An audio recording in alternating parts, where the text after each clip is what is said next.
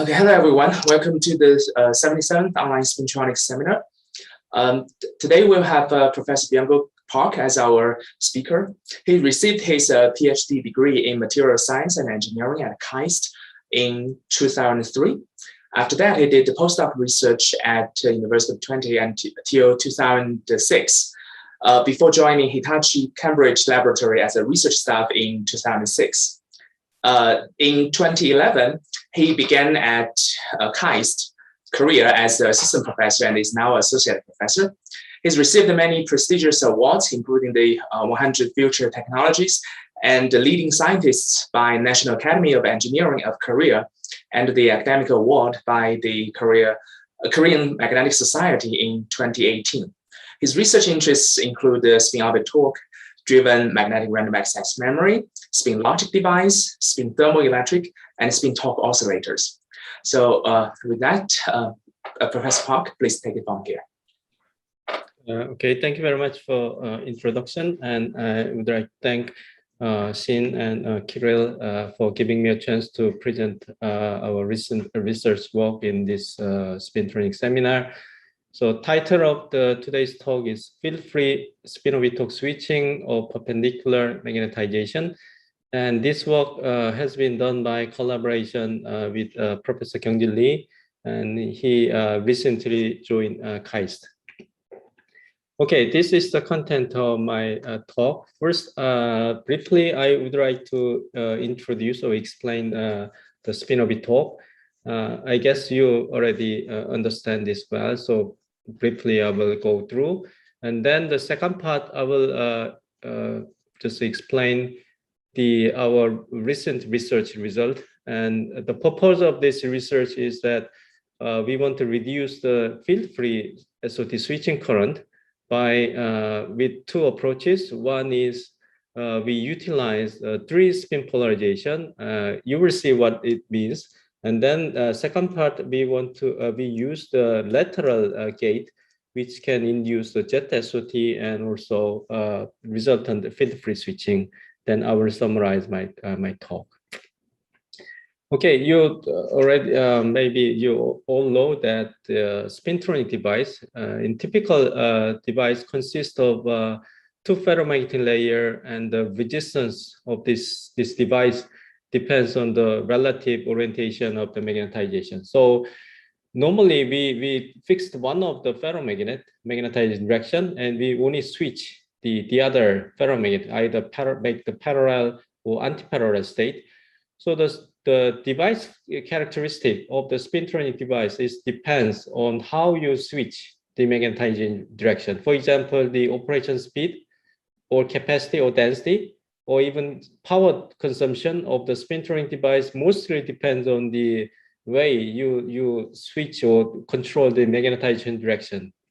So this is magnetic material, so we can apply the magnetic field and control the magnetization direction.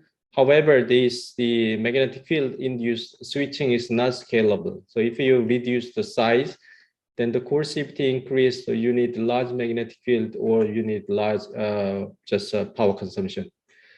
So and then the big breakthrough is through the spin transfer torque. Here you can manipulate this magnetization by sending the spin polarized charge current, and this is the main technology of the spintronic device currently. Now, recently we just knew another the spin torque or current-induced magnetization manipulation technique has been developed, which is spin-orbit torque. In this case, difference between the conventional spin transport torque and spin-orbit torque is that here you apply the in-plane the current to control the magnetizing direction. And here, when you apply the in-plane magnetic field, you generate spin current and you just control the magnetization direction. So because you use the in-plane current to write the system or switch the magnetizing direction, this has a couple of advantages over the spin transfer torque. One is that the tunnel barrier reliability is large because the large right current doesn't go through the tunnel barrier. And also the spin polarization or spin, the direction of the torque is not the same as the magnetization direction. So you don't need a kind of overcome this damping. So its switching speed is higher than the conventional STT. And also you can increase the tunnel barrier thickness. Then you can have a higher TMR ratio. And also, because when you when you send the right current, you don't use this third terminal or read terminal. So you can use this another terminal and as a gate electrode or gate apply the gate here. And also, if you have multiple devices, you can switch this the device at the same time. So what happened in this kind of structure, when you send in-plane current, then if you apply the charge current in the non-magnetic material with spin-up coupling, for example, heavy metal like platinum, tungsten, or tantalum, then you generate spin current and transverse spin current, and this result in the spin accumulation at the interface here. For example, in this configuration, if you send the current along the x direction, you generate jet spin polarization, spin current, and accumulate the spin orientation is y direction. That's the charge current and spin current and accumulation spin orientation is orthogonal each other.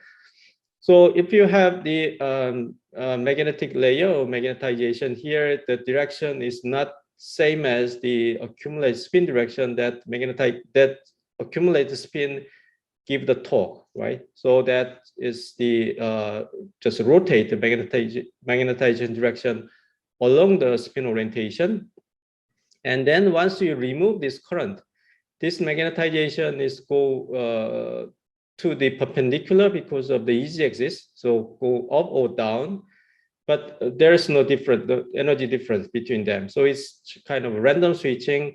So if you want to switch this magnetization, you have to apply the magnetic field along the current direction, which just break the symmetry, switching symmetry, then you can switch.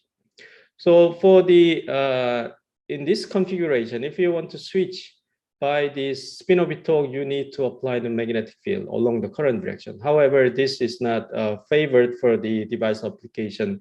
You have to, you need, because you need additional current or additional the structure to generate magnetic field. There are many research to overcome this problem. So one of the ways is that you just, if you somehow generate effective magnetic field, it's not real applied magnetic field, but the effective magnetic field appear in the system, then you can replace just a real field. So example is the, if you introduce antiferromagnet, then you have an exchange bias field that can act as an external magnetic field. You have achieved the field-free switching here. And also you can make the interlayer coupling field. Interlayer field, then you can also achieve the field-free switching of that. So that's the first approach is that you have an effective magnetic field in the system. And the second approach is that the reason why you need in-plane magnetic field is that the spin orientation is in the plane, but you want to switch the perpendicular. That's the difference. So you need the magnetic field. So the other approach is that why not you generate, if you somehow can generate the jet spin or jet SOT, then you can switch the magnetization direction without magnetic field. So there are a couple of just a way to generate jet SOT is that first one, you induce a lateral symmetry breaking is transverse direction with respect to the current. If you have a current is along the x direction, you make this symmetry breaking along the y direction, then you generate the jet spin or jet SOT. So this can be done by changing the thickness or changing the anisotropy along the y direction. Or if you have a material which has just mirror symmetry breaking the crystal, then you can make jet SOT and jet just spin polarization. And also just rather recently is one of the work from our chairman. And then this bilayer, the ferromagnet and non-magnet bilayer can generate just a spin current which flow to the jet direction. And the spin orientation depends on the magnetization direction of this ferromagnet, right? So that we can utilize. If you have a magnetization is in the plane, then you can generate out of plane spin polarization, which just go through the jet direction. Now I just want to move to our research work. Before I go to the main result, I'll just go a little bit more. This interface generates spin current in the non-magnet ferromagnet bilayer system. Yeah, this mechanism is well described in this paper. If you want to go to refer these papers. So if you have a two bilayer ferromagnet and non-magnet systems, and because of the conductivity is different between these two layers, and if you apply the current, even though you apply the lateral in-plane current, but there is chance to electron can pass through this interface, right? And there's one thing. And also because there's this interface up and down is this different material, there is the spin-away field developed. If you have a charge current X direction and the thickness direction is Z, then Y direction spin-away field is developed at the interface. So the electron has the spin component is longitudinal or parallel to the spin-away field. They have kind of filtering effect, which means that if the spin has the same orientation, then it's go through easily, but opposite direction is reflected back, means that this interface can filter the spin orientation. But this spin current, spin polarization is parallel to the spin-away field, which is Y. So this spin-away filtering effect has the Y polarization of the spin current. It's same as spin hole or Rashba-Edelstein effect. And on the other hand, this spin can have the transverse component with respect to the spin-away field. Then this spin is precessed around this spin-away field. Now then this spin has this M cross Y polarization. This M is the spin orientation, which is parallel to the magnetization direction. So it's just M direction cross Y. So if your magnetization is X direction, it's become X cross Y is jet. So you have a jet polarization of the spin can be flowed toward the jet direction. Okay. So in our previous work, we demonstrate the interface spin current experimentally.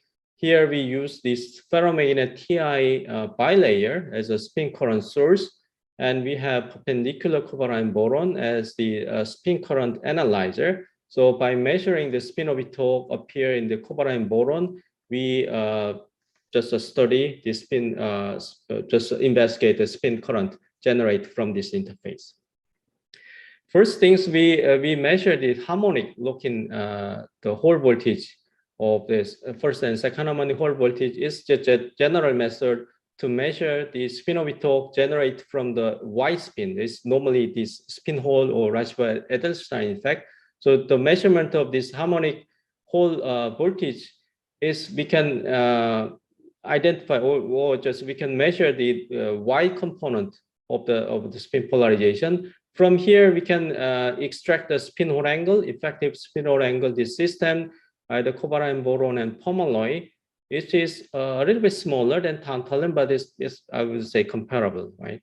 So is this experiment, and also we can have this SOT switching on the with the help of the in-plane magnetic field. It's just conventional way to make the SOT switching. So in this case, you have counterclockwise and clockwise polarization depending on the sign of this spin-orbital. So this experiment just showed that in this bilayer can generate wide spin polarization spin-orbital. Then next we want to demonstrate whether this interface can generate jet spin polarization as well. So if this interface generates jet spin polarization, this should be able to, we should be able to switch this magnetization without magnetic field because it has a jet spin polarization go to the covalent boron, and give the torque, right? And also this jet spin polarization should be depend on the M cross Y, as I told you. Then this and here we initialize the magnetization plus X direction. Then it has the jet spin polarization. We can have the field free switching, and if you reverse the magnetization to the minus X, then the jet spin polarization is down. Then you have just a opposite spin polarization of that. So this proved that this interface can generate jet spin polarization. However, in this structure, if you do the repeatable just many times of the switching, then because of the Joule rating, the magnetization, this magnetic layer can have the multi-domain. So means that the X component will, the total contribution will be just reduced. So that means that the field free switching characteristic will be degraded after multiple operation. Or if you have some external magnetic field, because covalent boron is very soft, so you can change the magnetized direction easily. That also, in that case, you have just a lower field free switching characteristic of this. So in order to overcome this kind of problem, that we introduced the antiferromagnetic layer, which just fixed this magnetizing direction of the covalent boron. Then this is the result. And we measure the magnetic field, in-plane magnetic field, plus 50 and minus 50, plus 50, minus 50 repeated. But in between, we have just operate field-free switching. Now, if you look at the red one, then it's apply the positive magnetic field. Then we have a positive current and negative current. Then the negative current show the positive hole voltage, right? And negative is negative hole voltage, and red is all the same polarity. However, the yellow one, the negative magnetic field is opposite just polarity. It's because of the opposite magnetic field applied.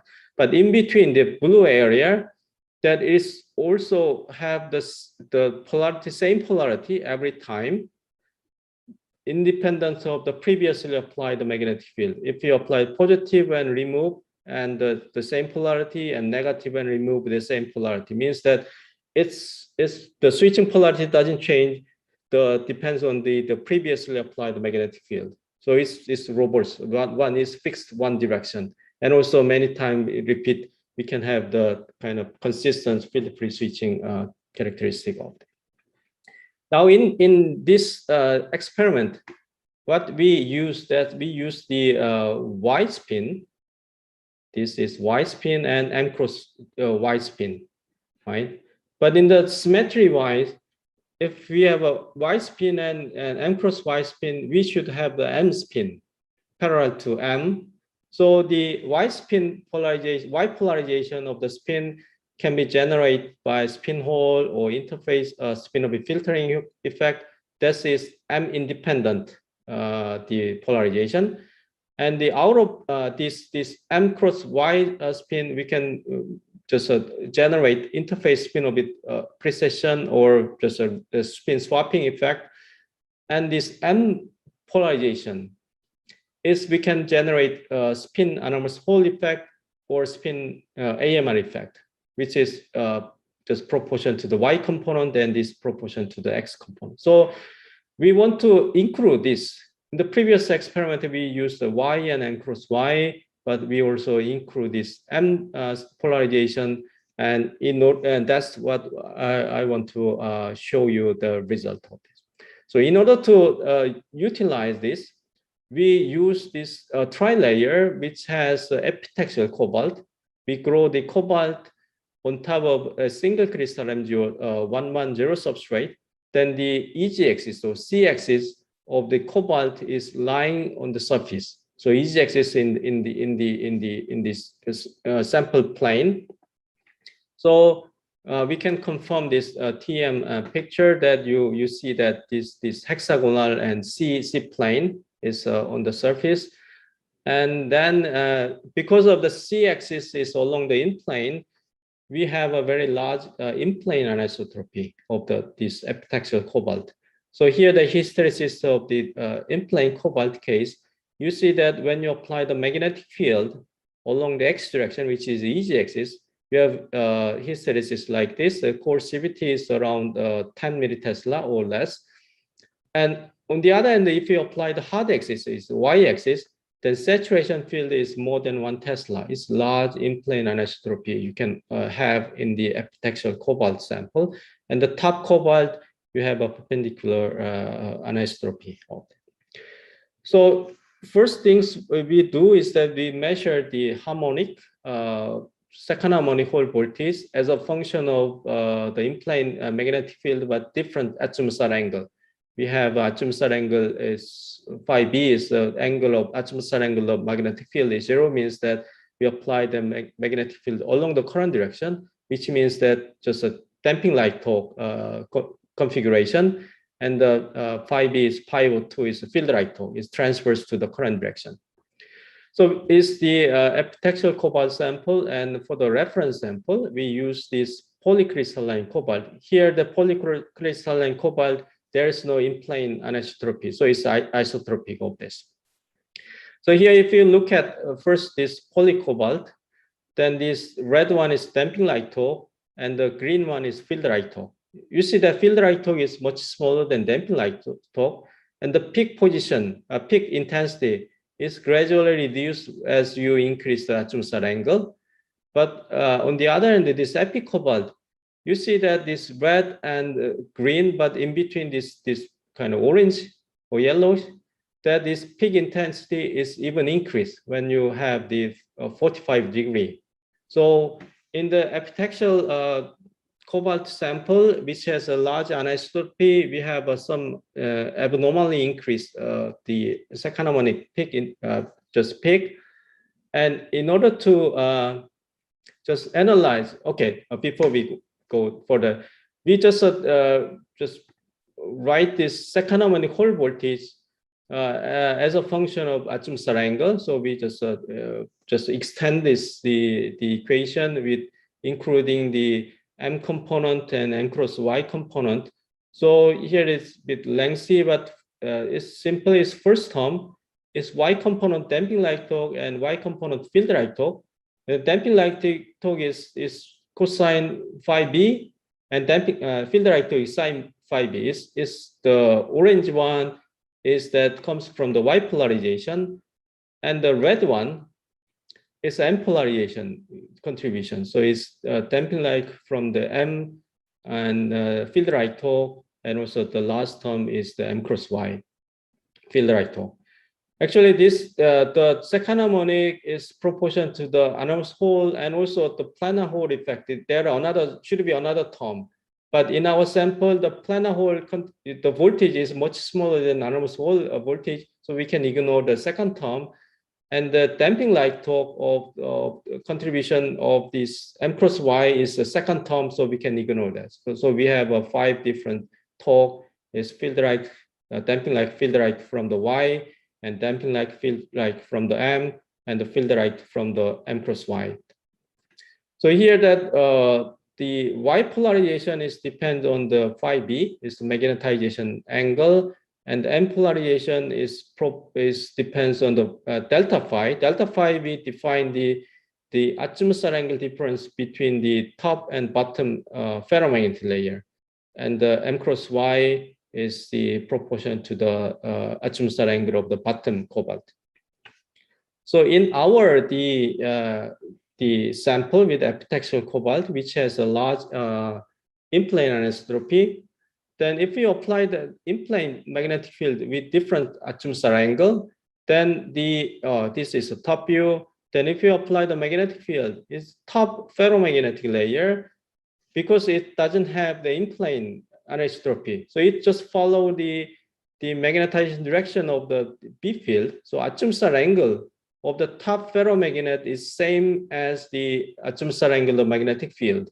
However, the bottom ferromagnet, because it has a large anisotropy field along the z-axis, now it's x-axis, the magnetization direction is not follow the magnetization direction, but it's in between the z-axis and the magnetic field direction. Means that there is a delta phi is non-zero in this case. So it's delta phi is non-zero, so we should have this component, this angular dependence. But if you have this kind of poly-cobalt and this anisotropy is very small, then this delta phi is normally zero, right? So we don't see this here. So we have the calculate the delta phi in our the anisotropy. We have a different delta phi depending on the phi b here. Okay, so in order to just analyze this equation, we measure this second harmonic peak intensity here in this graph here. We just plot the peak intensity here as a function of Azimuthal angle of the magnetic field. This is the experimental data, and then we using this equation we've just tried three different fitting. First one, we use the only y component, only this one, the cosine phi b and sine phi b. Then this is gray one, and it's largely deviate. It's not fit to the experiment data. And then second one, we include this m cross y component because we know that there is m cross y component already, right? Because the field free switching can be done here, but it doesn't improve much. It's this blue one. And finally, we include this M component. In our case, we believe it's spin anomalous Hall effect. Then it doesn't really, I wouldn't say it's perfect fit, but it's better fit at least. And also in order to just explain this deviation, large deviation, we need to have somehow this angular dependency. So this somehow confirm that we have to include this M polarization in our sample. On the other hand, this polycobalt, there is no delta phi here. That this the Azimuthal angle dependence only is nicely fit. We only use this y component of this, right? So using this, we can decompose this each component with angular dependency, and from there we can extract the effective magnetic field. Then this give you that M component of the SOT is at least comparable to the other SOTs, Y and M cross Y. But one other things I want to just say that because there are five fitting parameters and we have to fit one, so there are large uncertainty. But at least this angular dependency confirm that there should be this M-dependent polarization or spin anomalous Hall effect in our sample. We also have this epitaxial cobalt with titanium, cobalt, and boron sample. Then also is largely deviate from this. Only we include this Y component and M cross Y component of that. Now the next step is that if we have a kind of M-dependent M component of the polarization or spin anomalous Hall spin Tor, then we have to test that whether it can reduce the critical current or field-free critical current density. So here we fabricate two different samples. One is that normal Hall, just Hall cross, both of them. As one is that the current direction is same as z-axis. In this case, is phi m is 0, it's the same. So it's just Azimuthal angle is 0 is configuration. That the other one is that we just make the Hall bar pattern is 45 degrees away from the z-axis. Now it's current direction and the magnetizing direction is 45 degrees. So it's somehow in this configuration, is magnetization and current direction is just 45 degrees away from that. It tilted the z-axis. Then if you measure the field free switching, then if you compare with the critical current is reduced around 20%, it's not much, but it's definitely reduced. And also the epi cobalt, Ti cobalt and boron sample, you see that reduction of the critical current. Now it all is field-free switching of this. And finally, we want to test that whether this M component is appear in the just normal polycrystalline trilayer. So we test this poly covalent boron Ti covalent boron sample, and here we just make the different sample with different angle with respect to the EG-axis. Here that the angle 0 means that current and the EG-axis is same direction, and this the 5 or 6 is 30-degree difference of the EG-axis and current orientation. So we just rotate this whole bar gradually from 0 to pi/2. Then you see that the reduction of the critical current as you increase the angle and increase again. So this shape. So if you just have this certain angle, you have a reduction of critical current. It's field-free critical current. That means that the M polarization is contributed to the total SOT and reduce the critical current of that. On the other hand, if you have the larger angle, for example, the pi/2, this pi/2 means that M is along the Y direction, then this M cross Y polarization is 0. Then we don't have this field-free switching, just characteristic of this. All right, so this is the summary of the first part. I hope I just present that we use the epitaxial-based trilayer, and here we can somehow utilize the 3 spin polarization is M and Y and M and M cross Y polarizations. And by analyzing this angular dependence of the SOT, we see that this SOT from the M polarization or spin anomalous Hall torque is comparable magnitude to the Y and M cross Y polarization. And also by making the tilted magnetic EG-axis, we can utilize the M polarization. We just demonstrate reduction of the field-free switching current of this. That's the first part. I don't know, do we have the question session here, or later we can do it all together? It's totally up to you. I can ask, is there any questions from the audience on the first part for now? If you do, you can raise the hand using the raise hand function in reactions button.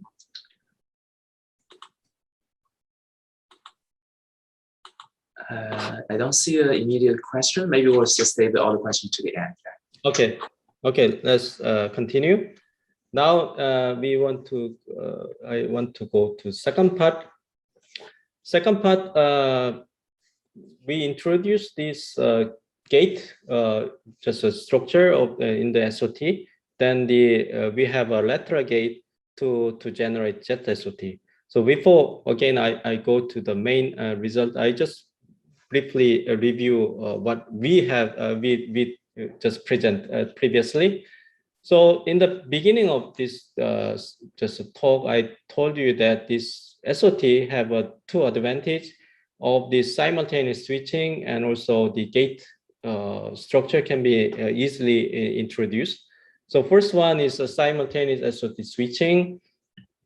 We have just be connected to whole bar, and then we shorted this whole arm and measured the whole voltage. Then as a function of in-plane current, then if you have two ferromagnets pointing up, both up, then you have a positive hole resistance, and both down is negative hole resistance, and in between is 0 because it's alternating of this.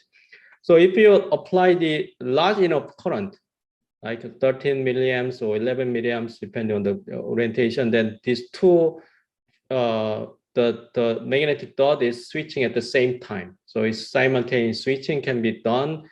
And also if you apply the intermediate, the current, then you can also manipulate the magnetic configuration of it. So, and then we can introduce a gate on top of this magnetic island. Then by applying this is tantalum covalent boron MGO structure, if you apply the voltage, then we know that VCMA effect change the anisotropy of this system.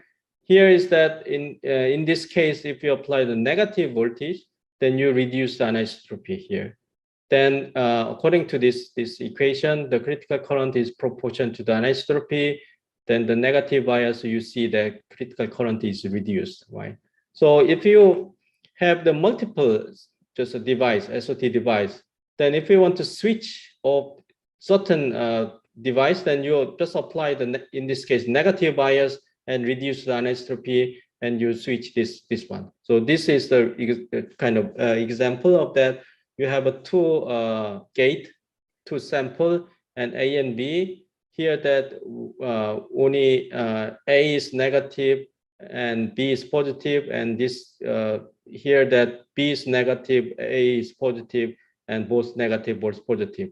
Here that only A is negative, you see that only A can be switched by the current, and then only B negative, B is switched, and both negative, and you can switch back and forth of it. So this using by introducing this gate, you can have the selective switching. Certain cell you can select, or if you want to have a very large current, then you can switch all sample at the same time, or erase or write at the same time. Now, but in this experiment, we still have to apply this magnetic field to switch this magnetization direction. So our idea is that we want to use this gate to generate this jet SOT by introduce two-side gate, and then we can independently apply the gate voltage. Then you can have some gradient of the gate bias. Here, for example, if you have a positive on the left and negative on the right, then you have some gradient along this y direction. So if you have a sending current along the x direction, you have the jet spin can be generated. Right. So first things, we just check with the TM and the EELS analysis what happened in this. Our sample is platinum, cobalt, aluminum oxide, and gate oxide is titanium oxide, and we apply the gate here, positive gate on the B side, and here is zero bias. Then we measure this oxygen concentration along this TiO2 gate oxide. Then you see that if you apply the positive bias, then the oxygen concentration is larger, just where the TiO2 is closer to the positive gate, and then the other side. You means that if you apply the bias, then you kind of make the redistribution of the oxygen in your sample. Now we have this, we fabricated again this platinum, cobalt, aluminum oxide, and TiO2 gate oxide sample, and this is the condition. And without apply the gate voltage, we can have the SOT switching on the in-plane magnetic field. But if you apply the asymmetric gate voltage, is positive means that if you have a left gate, you have put +8, and right is 0, or the negative is opposite. So then we can achieve the field-free switching. That's what we expected, right? So, and if we reverse this gate bias or just a lateral gate, then we can just switch the switching polarity of that. Here, I want to just emphasize two things. One is that we can make the field-free switching with the lateral gate. That's one thing. And also the switching polarity can be tuned by changing the gate polarity. Is positive and negative, you can change the switching polarity with the device scale. So we also have this quantitative analysis using this in-plane harmonic Hall voltage measurement. So this is whole second harmonic Hall resistance of this equation. That's first two term is well known. So its first term comes from the Y spin DLT and Y spin FLT, and the last two term comes from the jet spin DLT and FLT, right? So it's a rotator and 4 different gate configuration, conditions and positive, positive, negative, negative, and positive, negative, negative, positive is for different case. And we extract the cosine phi component, which correspond to DLT, and also cosine 3 pi minus cosine phi term is correspond to field right torque, and cosine 2 pi angular dependency is jet DLT terms. If you look at here that the positive positive is larger magnitude is cosine phi than the minus minus, right? And the positive negative is in between and it's alternating, and the field right torque is similar. It's larger and positive, and negative is smaller. However, in the cosine 2 phi, which correspond to the jet DLT, is 0 when the positive positive or negative negative. It only appear asymmetric voltage, or delta VG is positive or negative. It's non-zero, and its sign is opposite if you change this gate configuration. So to extract, we measure this experiment with different magnetic field, and we plot this cosine pi as a function of 1 of B and cosine 3 pi as a function of 1 of V. At this slope correspond to the effective magnetic field. Here the slope is field right torque. So you see that positive is larger slope, either both the DLT and FLT, means that, and negative, both negative is smaller, means that if you apply the gate or positive or negative, you can tune this SOT. Is conventional SOT is just from the white spin, right? So you can just quantitatively modulate this by the gate voltage. And also, if you plot this, the cosine phi is correspond to the jet DLT, and which appear when you have a asymmetric gate voltage, and the sign is opposite according to the sign of the delta VG. And the magnitude of the delta jet DLT, the damping light torque from the jet spin is around this number, 0.38, but it's around 10% of the Y spin DLT case. Okay, now we also repeat a similar experiment, but just change with the gate oxide. Here, the zirconium oxide, the previously is TiO2. The reason we use that is twofold. Well, first one is that whether the phenomena appear the other oxide case is in general is independent of oxide gate oxide material, and the second one is that TiO2 and zirconium oxide is very different oxygen kind of the characteristic. TiO2 is known for the oxygen mobility oxide. So if you apply gate, then oxygen is moved very easily. However, the zirconium oxide is that this high K electrode. So if you apply the gate, then you have the electric field is generated from the zirconium oxide. So anyway, we use the zirconium oxide, and we have the field free switching and polarity depend on the delta VG. So this happen independent is irrespective of the gate oxide.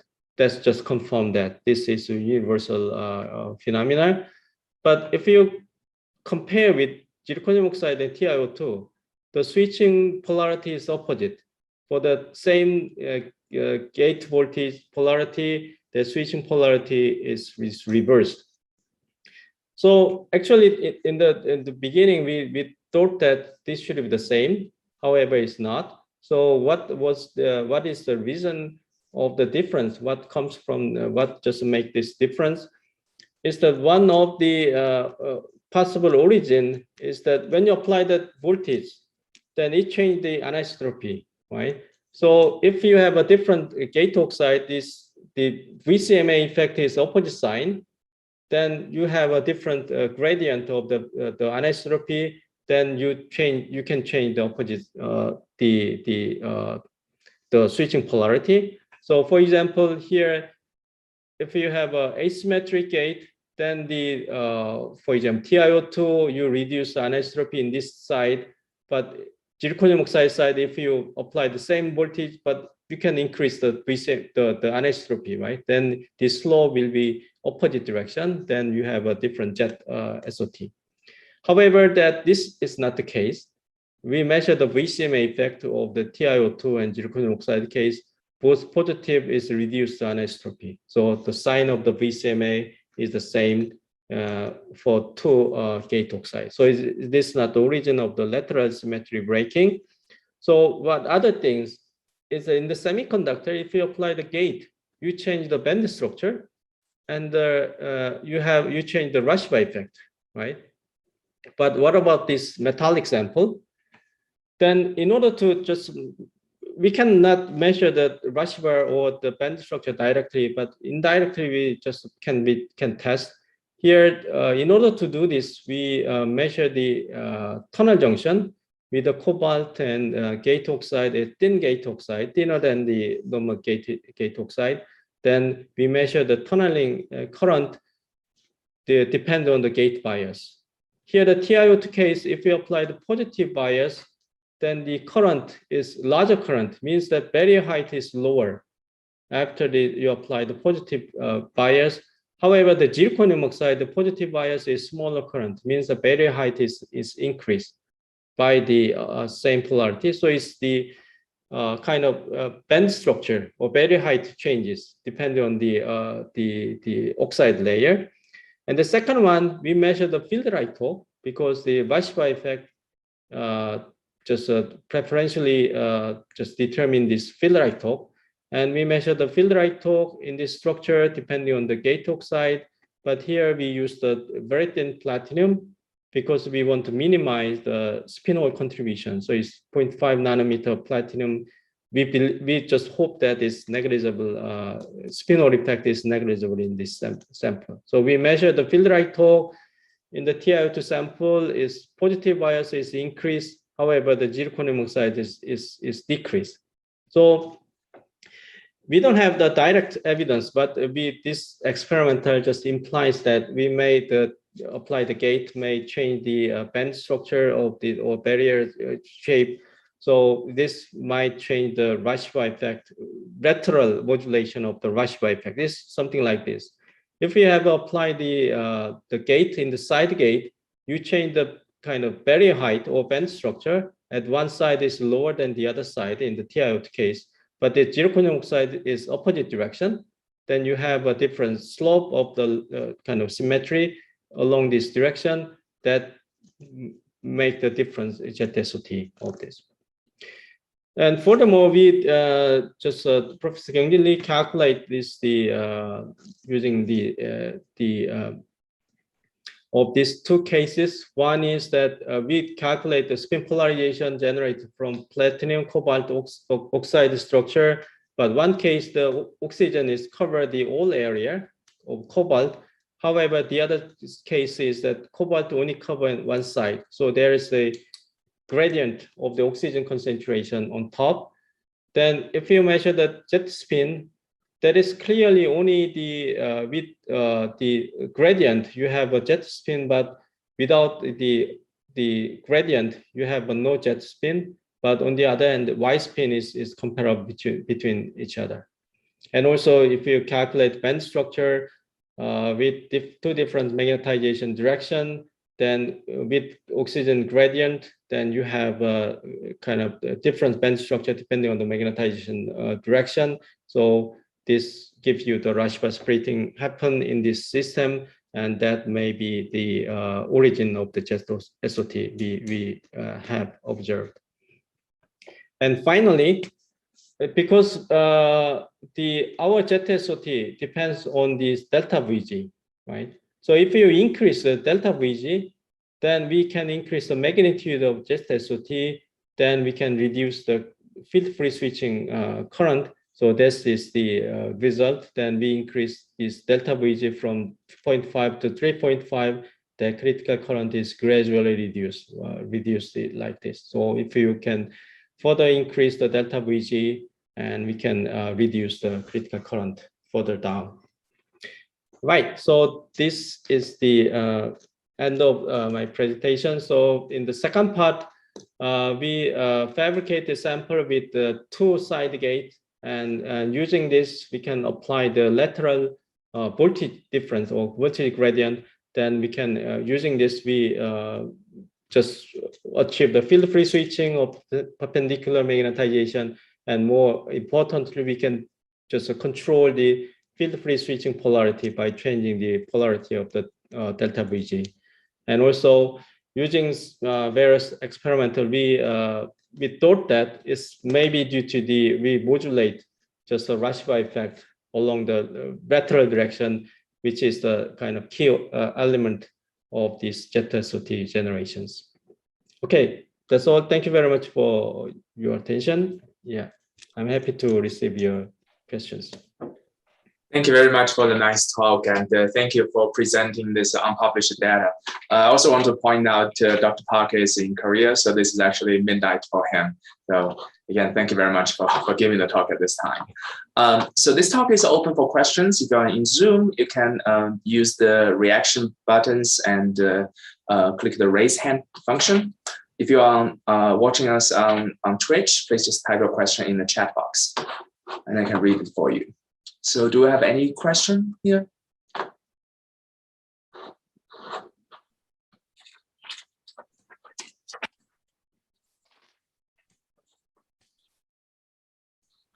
I can start with a couple questions if there's no immediate question in the audience. On slide, I think it's slide 11. It's your 2018 Nature Materials paper.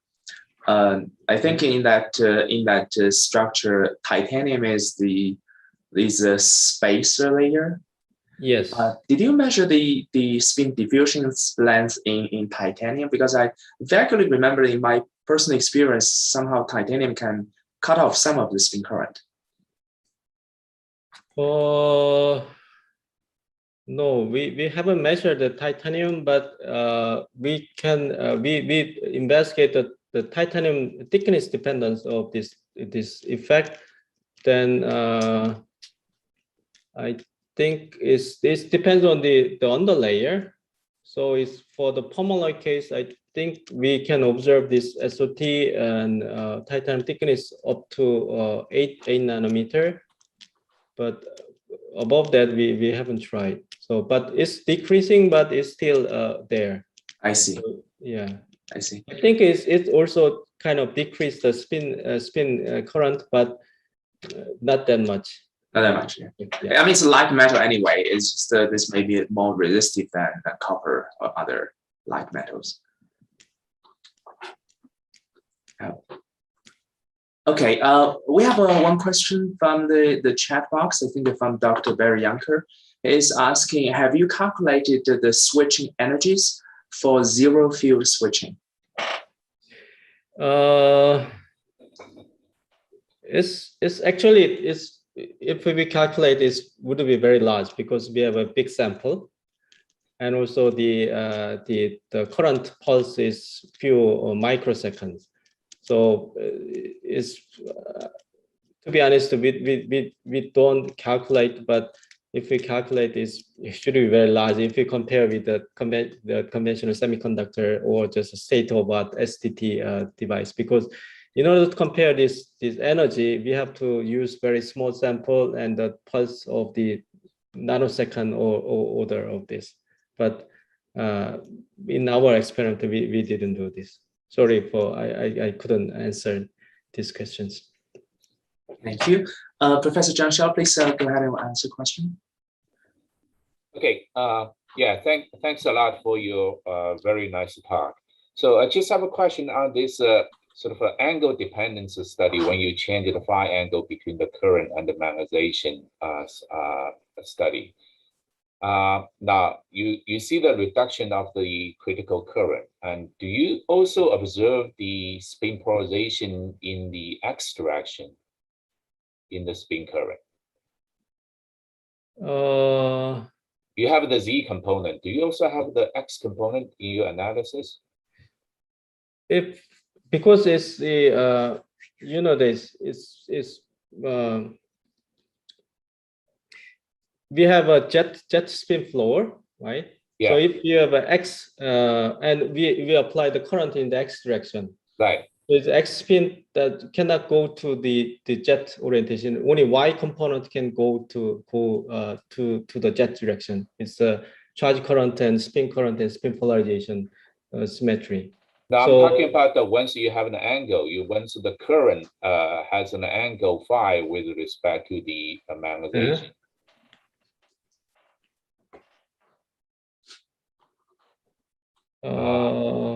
I don't remember it's sort of it's enhanced field free switching efficiency. Yeah.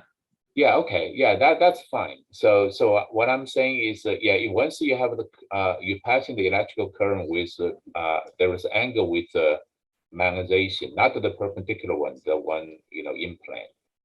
So you have a z direction spin current, and that z direction has a spin polarization in the z direction as well. I'm asking, do you also have an x direction in that z direction spin current, x direction spin polarization?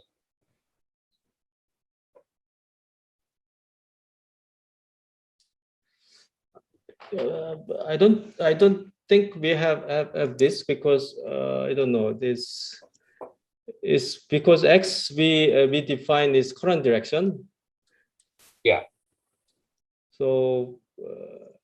But the magnetization is no longer in the x direction, right? It's somewhere. Yeah.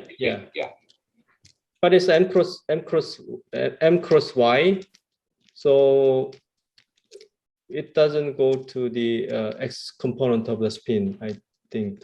Okay. I don't know if I'm mistaken, but the M polarization, the spin anomalous Hall effect, the M polarization, that one can actually have both x and y components, right? If it has an angle with the current. I'm sorry. You also have the spin anomalous Hall effect. Yeah. That polarization is along the magnetization. Yeah. So if you decompose that's why it's going to give rise to both x and y components. Yeah, that's correct. But the only y component can go to the jet direction, so it gives the torque. Yeah, sure. But I thought the x component can go along the z direction as well. Yeah. Okay. All right. Thank you very much. Okay. Thank you very much. We have another question from the chat from Sriram. Have you studied the nickel ion in terms of crystalline film and amorphous film? Can you comment about the nickel ion and SOT effect on titanium?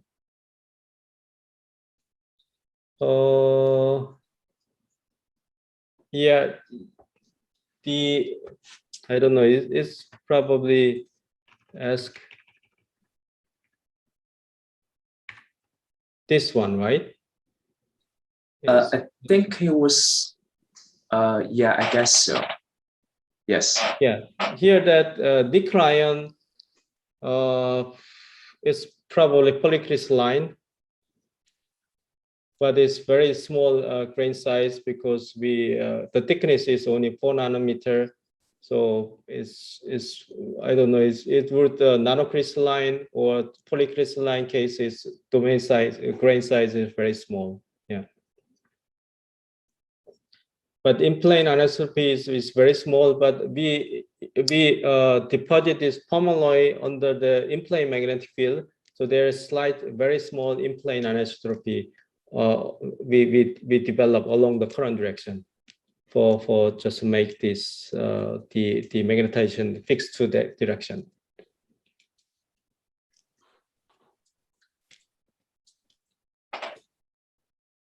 Great. Do you have any other question?